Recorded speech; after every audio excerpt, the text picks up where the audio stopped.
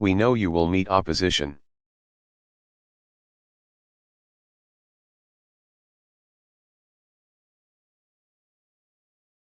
There are a few women haters left, a few old males of the tribe, as Vance Thompson calls them.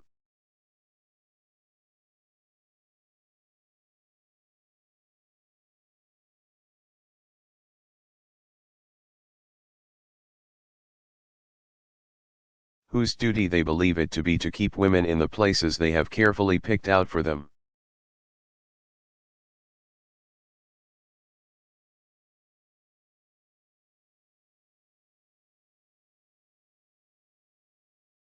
Treitschke, made world famous by war literature, said some years ago, Germany, which knows all about Germany and France.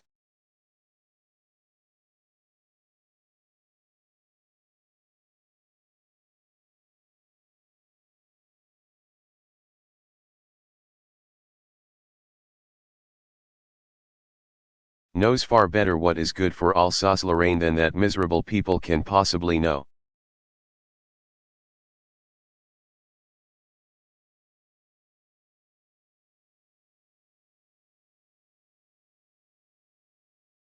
A few American Treitschkes we have who know better than women what is good for them.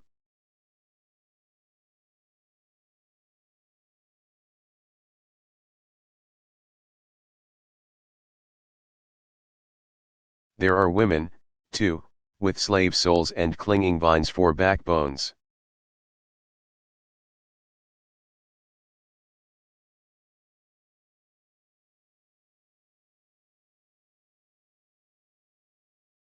There are female dolls and male dandies.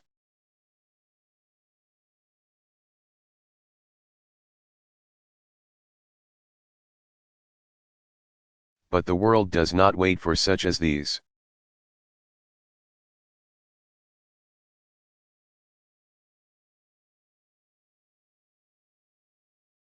Nor does liberty pause to heed the plaint of men and women with a grouch.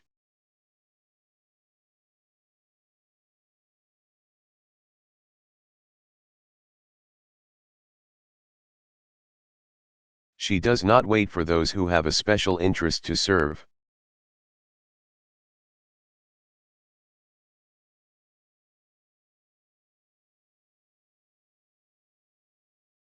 Nor a selfish reason for depriving other people of freedom.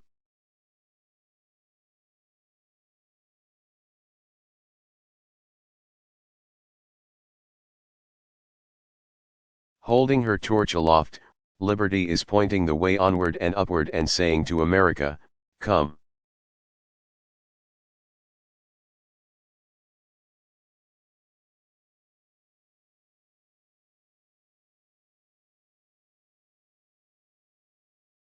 To you and the supporters of our cause in Senate and House, and the number is large.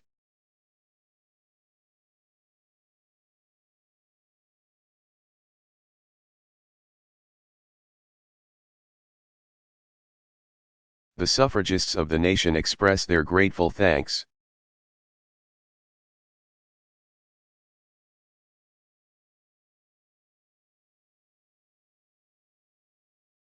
This address is not meant for you.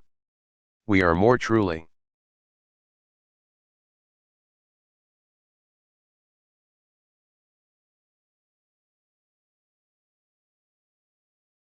appreciative of all you have done than any words can express.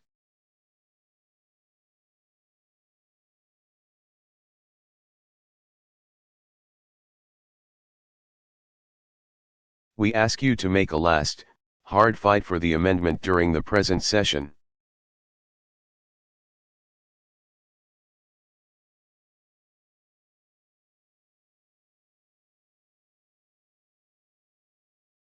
Since last we asked to vote on this amendment.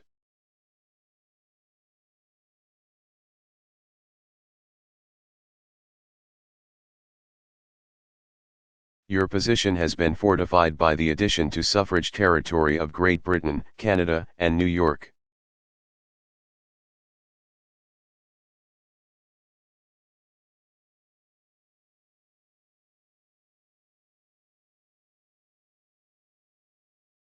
Some of you have been too indifferent to give more than casual attention to this question.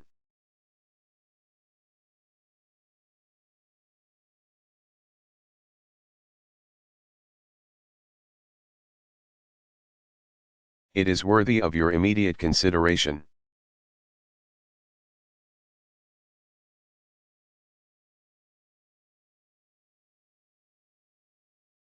A question big enough to engage the attention of our allies in wartime is too big a question for you to neglect.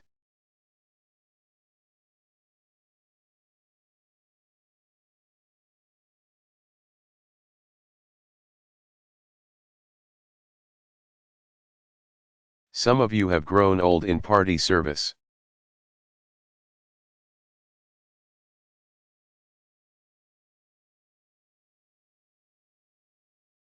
Are you willing that those who take your places by and by shall blame you for having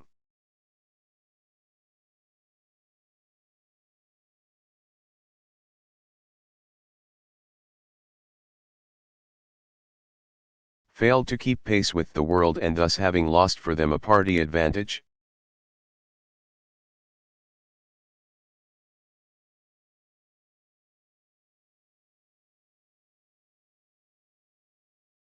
Is there any real gain for you, for your party, for your nation by delay?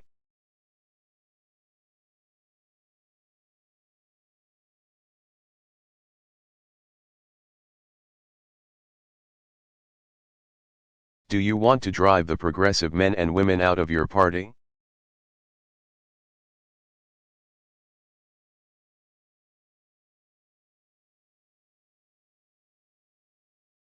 Some of you hold to the doctrine of states' rights as applying to woman suffrage.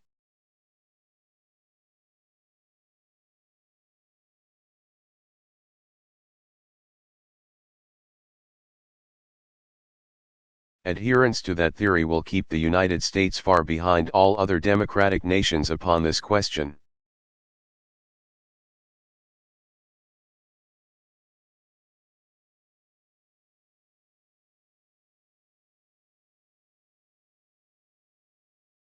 A theory which prevents a nation from keeping up with the trend of world progress cannot be justified.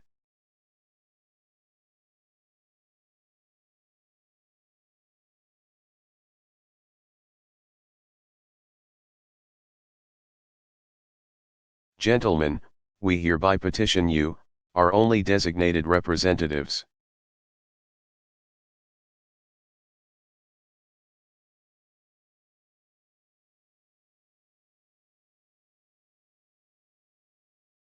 To redress our grievances by the immediate passage of the federal suffrage amendment and to use your influence to secure its ratification in your own state.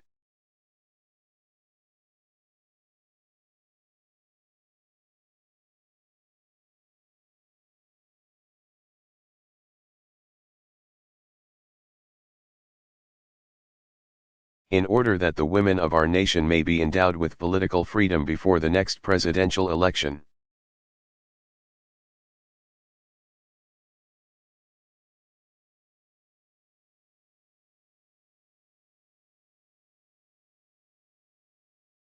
And that our nation may resume its world leadership in democracy.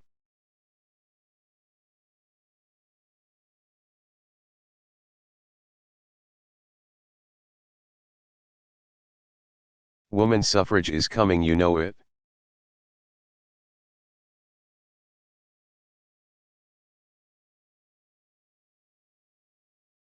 Will you, honorable senators and members of the House of Representatives, help or hinder it?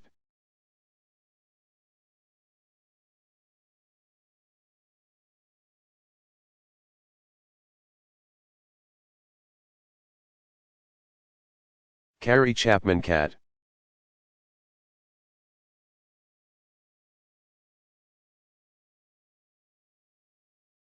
The Crisis.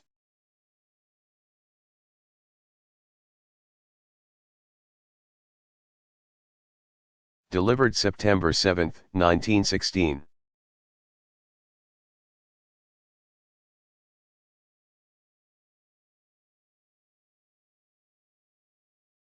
I have taken for my subject, the crisis, because I believe that a crisis has come in our movement which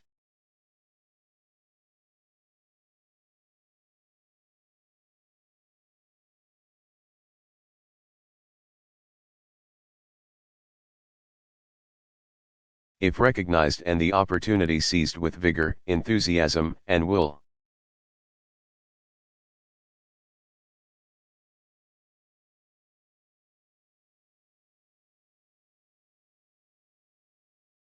means the final victory of our great cause in the very near future.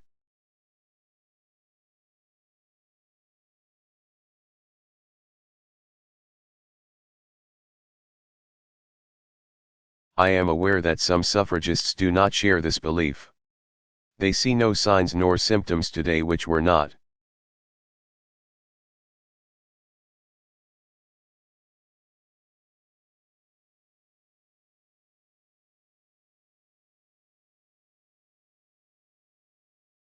present yesterday.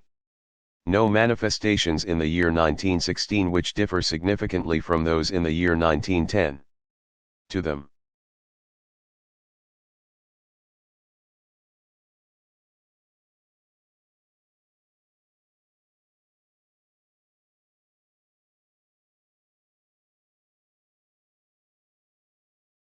the movement has been a steady, normal growth from the beginning and must so continue until the end.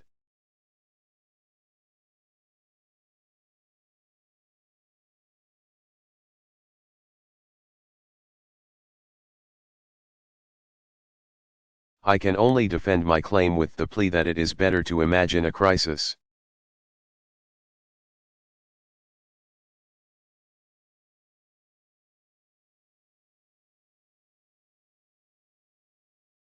where none exists than to fail to recognize one when it comes. For a crisis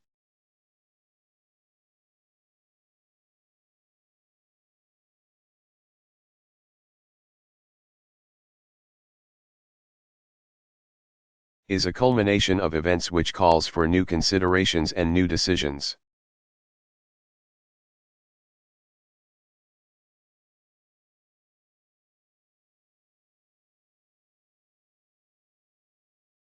A failure to answer the call may mean an opportunity lost, a possible victory postponed.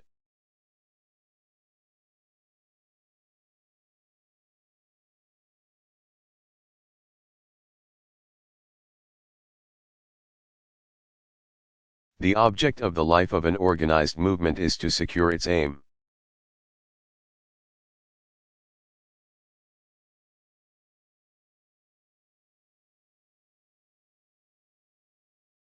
Necessarily, it must obey the law of evolution and pass through the stages of agitation and education and finally,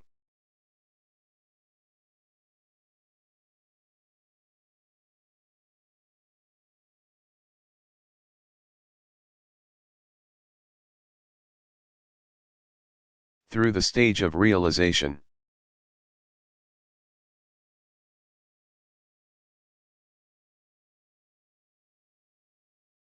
As one has put it, a new idea floats in the air over the heads of the people and for a long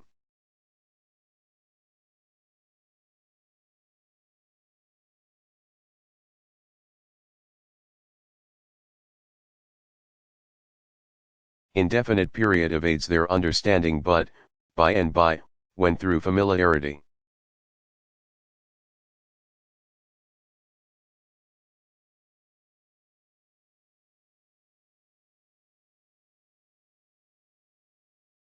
human vision grows clearer, it is caught out of the clouds and crystallized into law.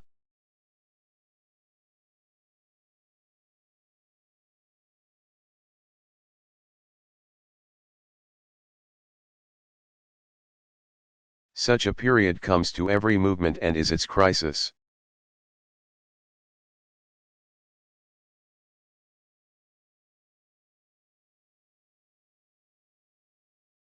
In my judgment, that crucial moment, bidding us to renewed consecration and redoubled activity.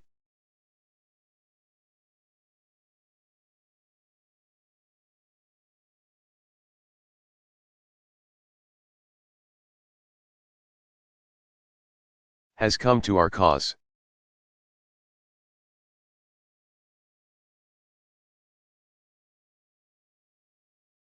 I believe our victory hangs within our grasp.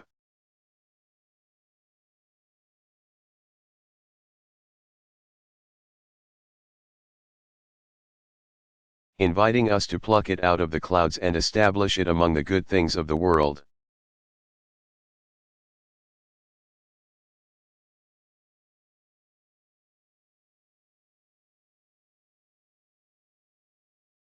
If this be true, the time is past when we should say, men and women of America.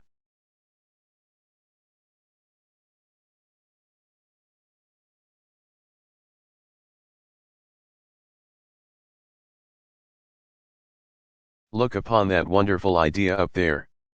See, one day it will come down.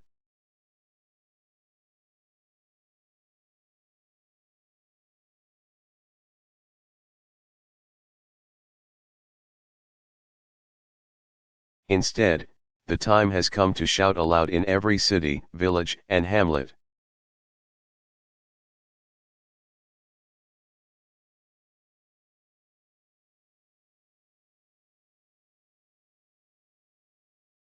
And in tones so clear and jubilant that they will reverberate from every mountain peak and echo from shore to shore, the woman's hour has struck.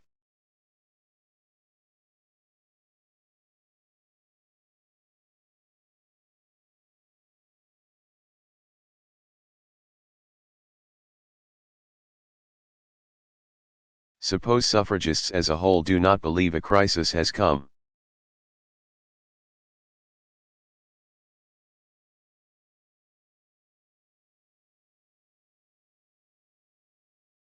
And do not extend their hands to grasp the victory, what will happen?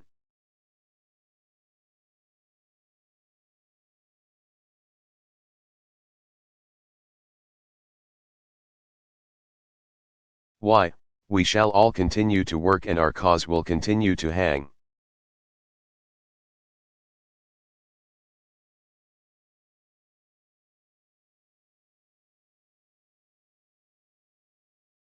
Waiting for those who possess a clearer vision and more daring enterprise.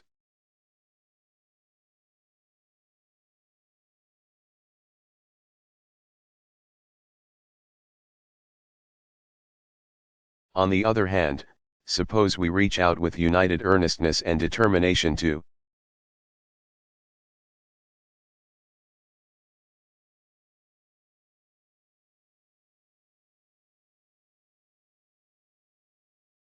grasp our victory while it still hangs a bit too high? Has any harm been done? None.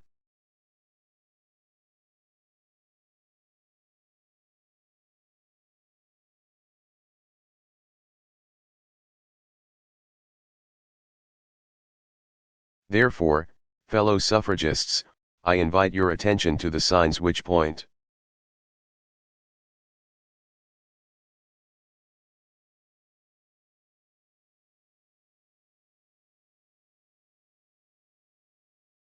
to a crisis and your consideration of plans for turning the crisis into victory.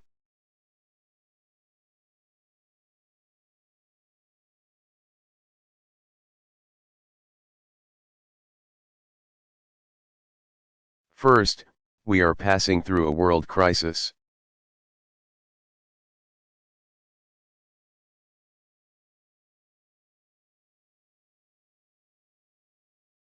All thinkers of every land tell us so. And that nothing after the Great War will be as it was before.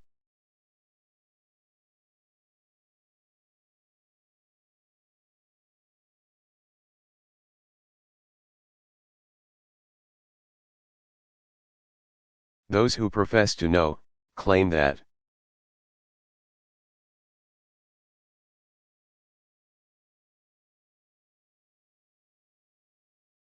100 millions of dollars are being spent on the war every day and that 2 years of war have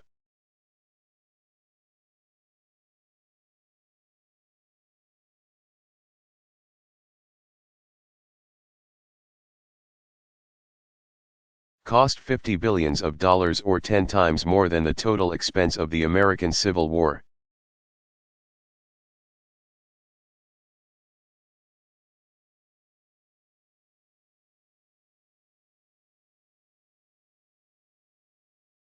Our own country has sent $35 million abroad for relief expenses.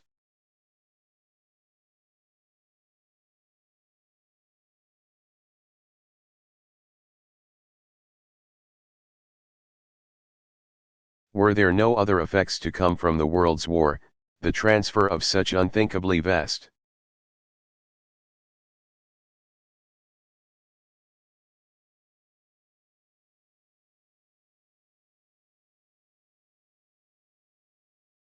sums of money from the usual avenues to those wholly abnormal would give so severe a jolt to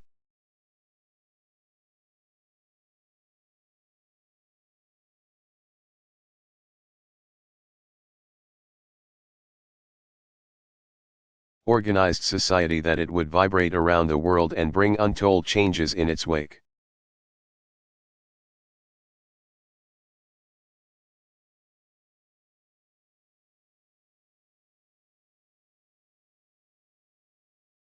But 3.5 million of lives have been lost. The number becomes the more impressive when it is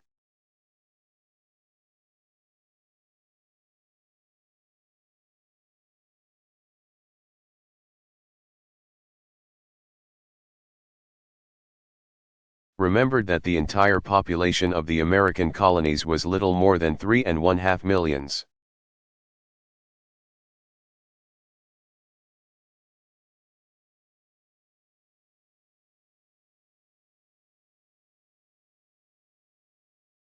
These losses have been the lives of men within the age of economic production.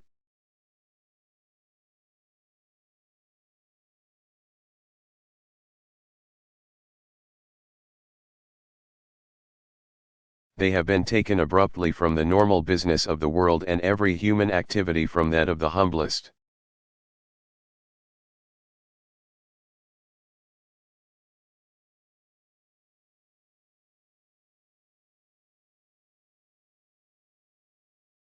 Unskilled labor to art, science, and literature has been weakened by their loss.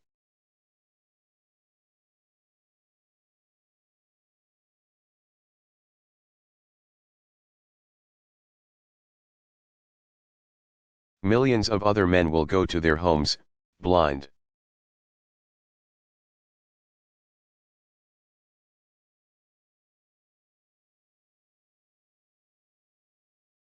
crippled and incapacitated to do the work they once performed.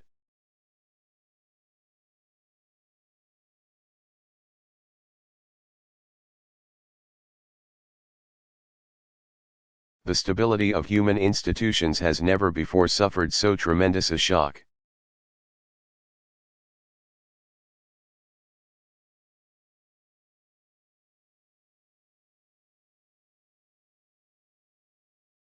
Great men are trying to think out the consequences, but one and all proclaim that no.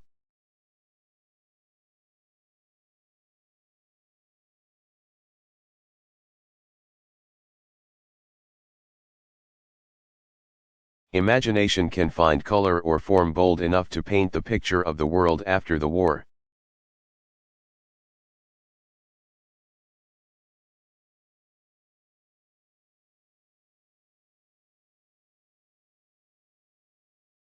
British and Russian, German and Austrian.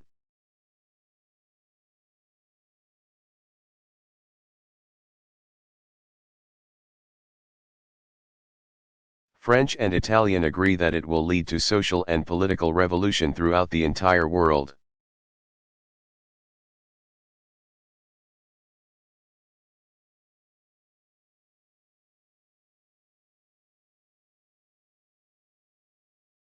Whatever comes, they further agree that the war presages a total change in the status of women.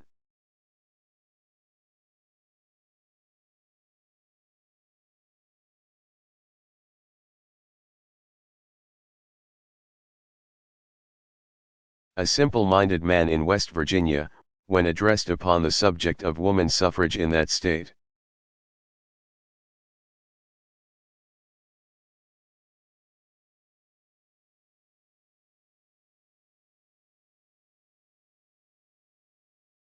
replied, "We been so used to keepin' our women down, 'twould seem queer not to."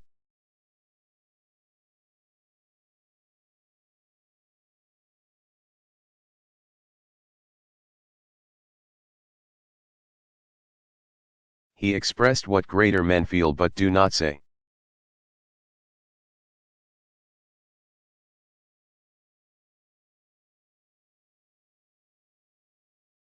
Had the wife of that man spoken in the same clear-thinking fashion, she would have said,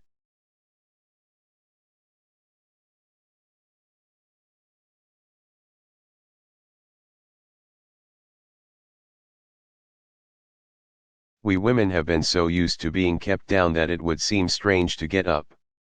Nature intended women for doormats."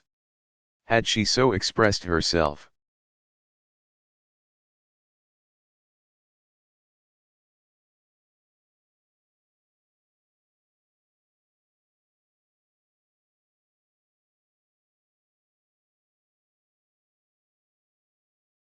These two would have put the entire anti-suffrage argument in a nutshell.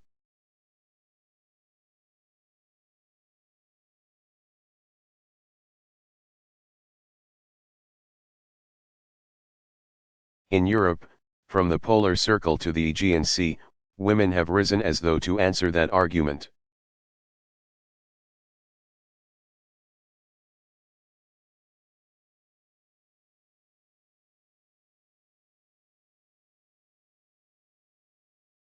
Everywhere they have taken the places made vacant by men, and in so doing,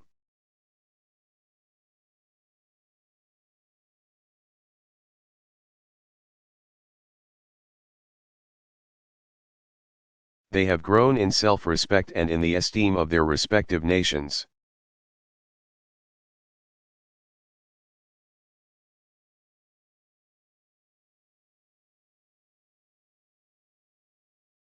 In every land, the people have reverted to the primitive division of labor, and while the men have gone to war,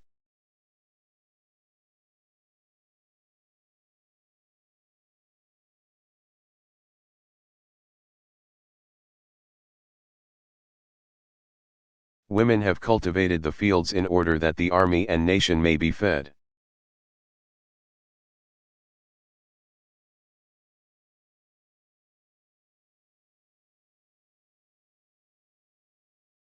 No army can succeed and no nation can endure without food. Those who supply it are a war power and a peace power.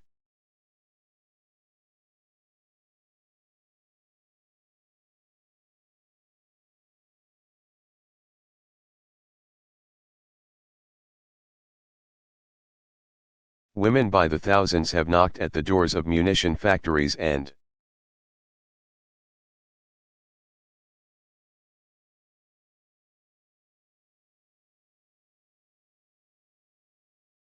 in the name of patriotism, have begged for the right to serve their country there.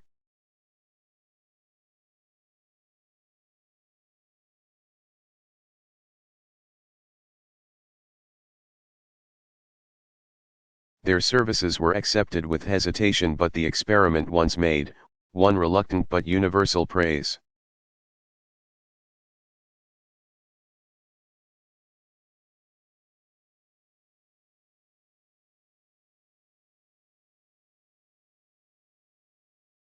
An official statement recently issued in Great Britain announced that 660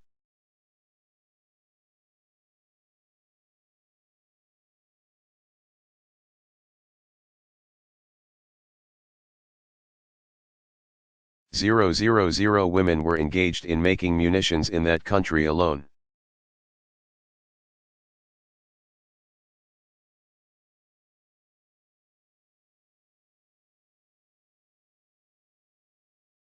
In a recent convention of munition workers, composed of men and women, a resolution was unanimously passed informing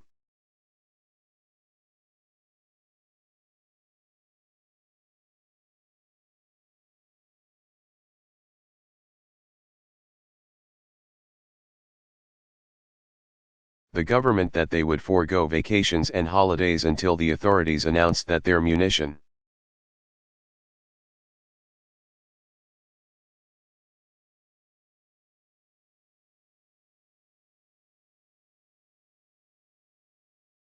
supplies were sufficient for the needs of the war, and Great Britain pronounced the act the highest patriotism.